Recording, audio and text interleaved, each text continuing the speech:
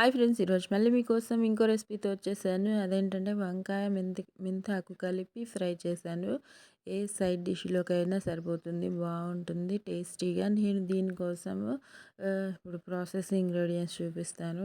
Super టేస్టీగా ఉంటుంది. మళ్ళీ మళ్ళీ చేసుకునేంత బాగుంటుంది. మీరు ట్రై చేయండి. వీడియోలో చూపించిన విధంగా ఈజీ ప్రాసెసే, టేస్టీగా ఉంటుంది. ఓకేనా? ఇంకా పప్పుల్లో కానీ చారుల్లో కూడా చాలా అద్దిరిపోతుంది. నేను పెరుగు చట్నీలోకి సైడ్ డిష్గా చేసుకున్నాను. పెరుగు పచ్చడి చేసుకుంటూ ఉంటాం కదా. ముందుగా పాన్ పెట్టేసుకొని స్టవ్ వెలిగించేసుకొని ఆయిల్ ఒక 5 స్పూన్స్ దాకా వేసుకున్నాను. చిన్న స్పూనే కనిపిస్తుంది కదా.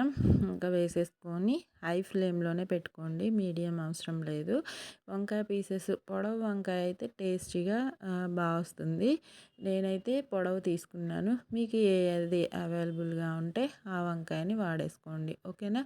ఇంకా ఇలా పీసెస్ లాగా కట్ చేసేసుకొని హై ఫ్లేమ్లోనే ఆయిల్లో ఫ్రై చేసేసుకోవాలి. నార్మల్గా ఇవి ఆయిల్లోనే బాగా మగ్గించుకోవాలి. చూపిస్తాను కదా, హై ఫ్లేమ్లోనే ఉంచుకొని కలుపుతూ దగ్గరే ఉండి మగ్గించుకుంటే వంకాయ ఈజీగానే మగ్గిపోతుంది. మీ అందరికీ తెలిసిన విషయమే కదా. ఇలా కలర్ మారేంతసేపు మగ్గించుకుంటే సరిపోతుంది.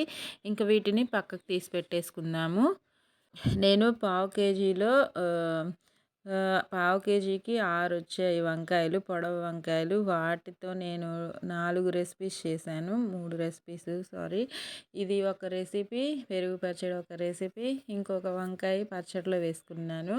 ఇప్పుడు ఈ వంకాయలు 4 వంకాయలు అనమాట. పొడవు పెద్దగా పొడవుగా ఉన్నాయి, లేతగా ఉన్నాయి.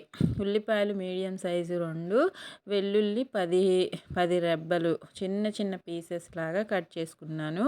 ఇంకా వంకాయలు పక్కన పెట్టేసుకొని ఈ ఉల్లిపాయలు వెల్లుల్లి 2 ఒకేసారి వేసేసుకొని ఆయిల్లో హై ఫ్లేమ్లో బాగా కలర్ మారేంతసేపు ఫ్రై చేసుకోవాలి. అప్పుడు ఫ్లేవరు, టేస్ట్ 2 బాగుంటాయి.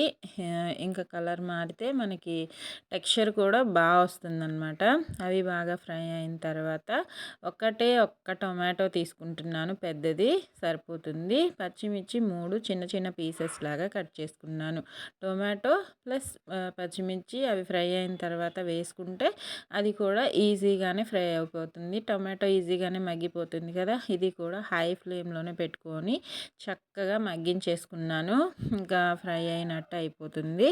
ఇంకా 5 మినిట్స్లో ఇది కూడా ఫ్రై అయిన తర్వాత ఒక్కొక్కటిగా ఏమేమి వేసుకోవాలో చూపిస్తాను. పసుపు 1/2 స్పూను, దాంతోపాటు కారం కూడా మీ స్పైసీని బట్టి వేసుకోండి. పచ్చిమిర్చి వేసాం కాబట్టి ఒక 3/4 స్పూన్ సరిపోతుంది. ఫుల్ స్పూన్ ఏం పట్టదు. 3/4 స్పూను కారం వేసేసుకోండి. దాంతోపాటు తగినంత సాల్ట్. ఇప్పటిదాకా మనం సాల్ట్ ఎక్కడా వేయలేదు కాబట్టి కర్రీకి సరిపడా 1 స్పూన్ అంత సాల్ట్ కూడా వేసేసుకుంటున్నాను.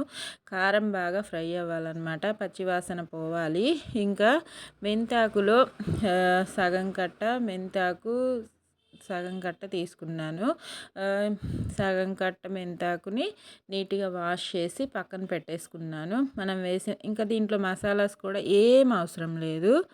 ఈ వేసిన ఉప్పు, కారం, పసుపు వేగిపోయాయి కాబట్టి ఇది మొత్తం ప్రాసెస్ నేను హై ఫ్లేమ్లోనే చేసుకున్నాను. ఇబ్బంది ఏం లేదు. ఇంకా మెంతాకును కూడా వేసుకుంటున్నాను. ఇదిగోండి, మీరు ఇలా కనిపించకూడదు అనుకుంటే ఇంకా చిన్న చిన్న పీసెస్ చేసుకోండి. మెంతాకును కూడా మాకు ఇలా ఉన్న టేస్టీగా అనిపించింది. నేను మ్యాక్సిమం కాడలతో పాటు ఇలానే వేసుకొని చేసుకుంటూ ఉంటాను. మీకు ఎలా వీలుంటే అలా ట్రై చేయండి. ఓకేనా?